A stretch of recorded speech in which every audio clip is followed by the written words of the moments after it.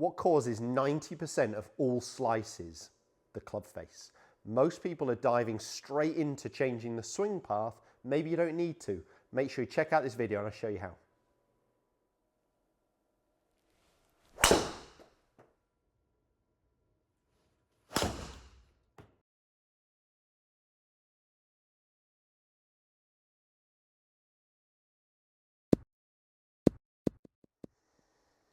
So I've got that one starting on or just right to my target line with that little bit of draw, not finishing far off target. Very happy with that. If you are struggling with a slice, I want you to start with thinking about the club face fix before trying to change the path. And that's the purpose of today's video. So my little bit in the intro there, about 90% of slices coming from an open face. Well, actually 100% of slices are the club face open to the path. It's just whether it's open to the target line as well. And I know that sounds a bit confusing, but as I said, a ball that is bending to the right of the target, we know the club face is open compared to the path. So whether you're swinging in to out, out to in, or into square to in, we know that club face is open to the path. Therefore, just changing the club face itself is going to help. The majority of golfers are returning with the face open because they've got the face open in the delivery position here and they're struggling to square it, which is what we're going to talk about. Now, if I return, let's say I swing on a brilliant line. So I've drawn a couple of chalk lines on the mat here. I've got my target line, which is the white straight line, and I've got an arced line, which is the ideal line I'm really trying to swing on. Now, I might have exaggerated that a little, but the club should be traveling from in to straight to in an ideal world. But if I have that club face open, even though I've got a good path, that ball is going to start for me as a right-handed golfer to the right and bend even further in that direction. If I swung out to in, if I swung in to out, and I get that club face again, more open the path, I'm still going to see the same sort of result. That ball's going to be starting right, going further right of target. So I've got to make sure we look at the club face being king. Square the face first before you play around with the path. It might be that you only need the one fix and you've just got to change the club face.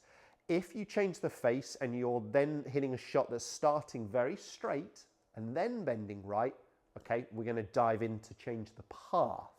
But let's start with the club face first of all. So we're going to talk about it in the downswing, but we're also going to talk about it in the released position.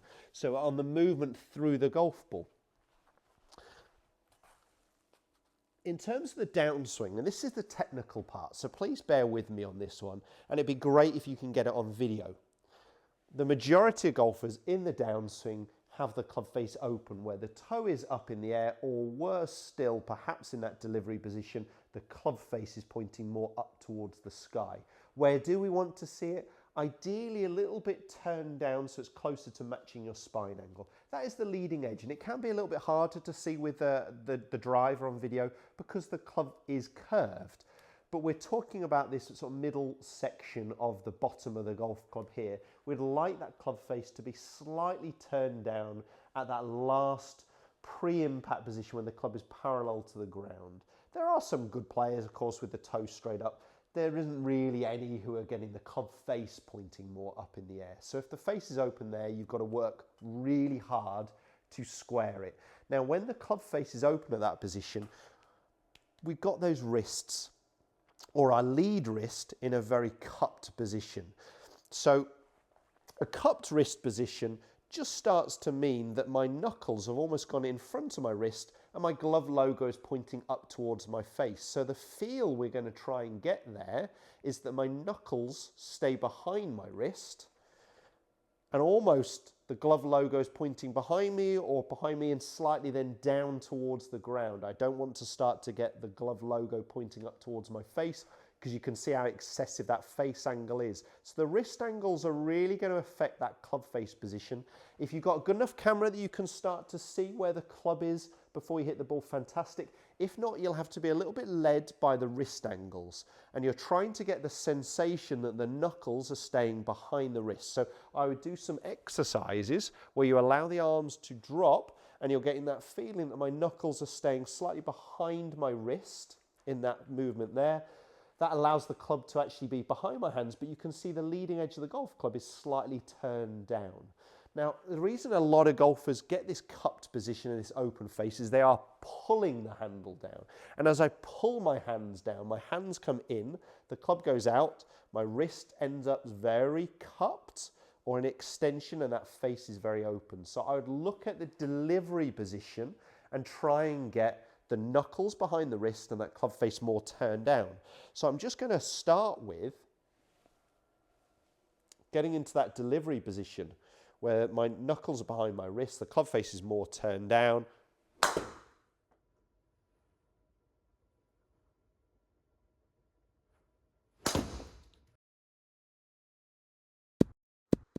And hitting the ball from there, and just getting used to hitting the ball from that wrist position with the knuckles more behind. Now I'm going to jump into almost the second part, and we're going to do a bit of multitasking. So we're actually going to do those two, that part and the release part all together. So on the movement through the golf ball, and this is perhaps the simple bit, I like, if I put a cane down at the back of my heels, so I'm just going to put an alignment stick on the ground, almost in line with the back of my heels here, parallel to my target line. I've got this orange tour stick. I'm going to hold this release position where the club is parallel to the ground on the way through here. So at P8, just after impact, where the club is parallel to the ground again. I'd like to see my club almost matching this line, so it's working more inwards. I'd like to see my forearms pretty level, not one higher than the other. And I'd like to see the toe of the golf club just straight up in the air. So the leading edge of the golf club is vertical. I don't want to start to see at that position the club face pointing more down or the face pointing more up. That would be a very neutral release position. Now, if the face was open here, I'd expect that player on the way through to have a face that was more turned down. So they have to use a slightly more aggressive release, a little bit more hands and arms, perhaps to try and close that club face. But I'm going to do exactly what I did on the last one. Allow my arms to drop. My knuckles are staying behind my wrist. So you can see the leading edge is pointing a little bit more down. And I'm going to try and hold this release position on the way through. So, arms dropping, turn through, okay? So I'm in this release position here. I've got the club shaft parallel to the orange line. I've got the toe of the golf club straight up in the air. So the leading edge of the golf club is vertical. So I'm really getting used to a very neutral release pattern where I'm not leaving the face open or excessively closing it with my hands and arms. Now, to achieve that, I've allowed my body to rotate. As my body is rotating, it is also rising. We are not, and this does cause a lot of fades and slices, keeping our head down, stopping our body from rotating, because look what happens with my hands and arms on the way through. My lead arm is much higher than my trail arm. Quite often we look like we've got our elbows bent into our body, not extended. And that club face position, if you looked at it, is open. It's pointing more up towards the sky. So I haven't released the golf club because I haven't allowed my body to rotate well enough. So we can focus on the wrist angles on the downswing, but we can also focus on the release movement with our body on the way through to help us square that face. Ultimately, what we're looking for is a shot that goes pretty much down our target line. So it's great if you could just put an alignment stick out on the driving range practice area en route to your target and just see where the ball starts. Okay, just see if we can actually hit the cane in front of us, start the ball on line. So my checkpoints are knuckles behind my wrist, so that club face is slightly turned down, and then in that release position, a very neutral release where my body is turned and the toe of the golf club is up in the air. So let me do that again.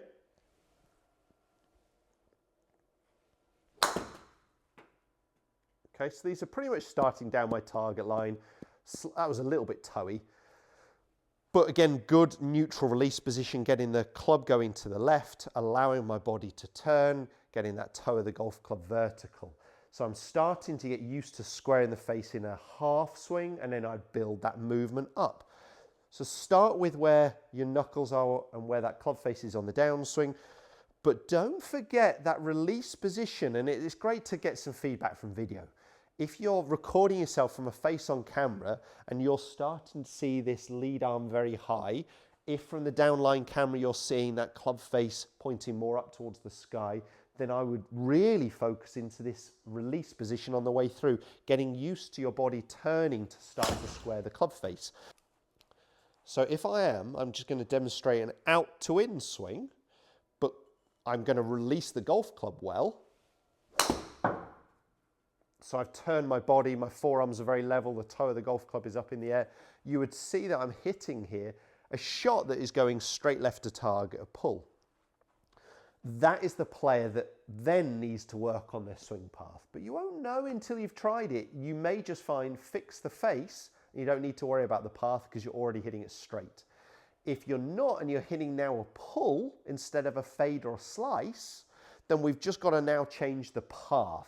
And rather than go on to it in too much detail in this video, I will put some links just here talking about changing the path that I think are going to be really relevant to you. Simple exercises, but it's almost going to be that sensation. If I use these chalk lines, that I get the club traveling from more in to out, almost like I'm swinging to the right of the target rather than coming across the golf ball. Now, it's much easier doing that once I've fixed the face. Whereas if you were actually swinging on whichever line, but that face is open, if I start swinging more in to out, and I've still got that face open, all I end up doing is hitting the ball further right of target, and then we'll end up quitting, giving up on it. So change the face, look to change the face first. You may not have to change the path. If you've got to do the second step and change the path, it's going to be so much easier once you've improved that face angle. So checkpoints before you hit the golf ball with the knuckle position and the club face position, and then checkpoint on the way through in terms of that release. And I know it's going to fix your slice. Put some comments below. Let me know how you get on with it. If I can help with any online lessons, give me a shout.